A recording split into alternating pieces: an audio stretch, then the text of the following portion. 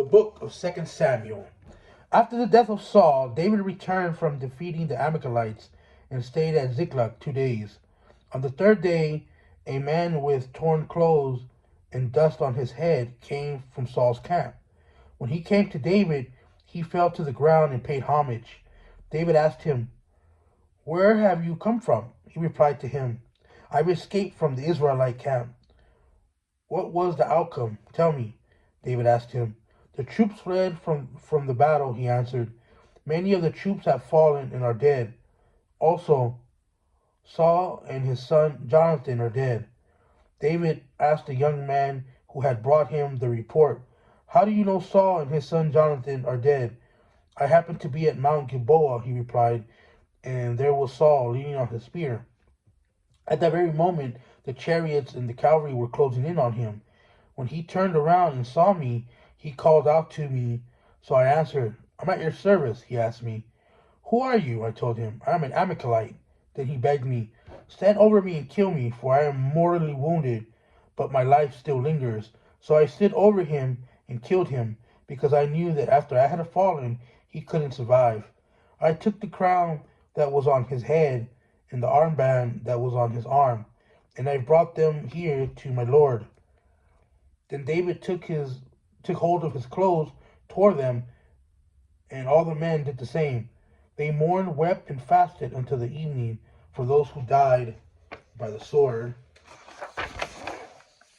For Saul, his son Jonathan, the Lord's people, and the house of Israel, David inquired of the young man who had been brought to him the report, "Where are you from?" "I'm the son of a resident alien," he said, "the Amalekite." David questioned him, "How is it that you are not afraid to lift your hand and destroy the Lord's anointed?"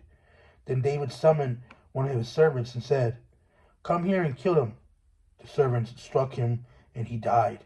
For David had said to the Amalekite, "Your blood is on your own head, because your own mouth testified against you by saying, 'I killed the Lord's anointed.'"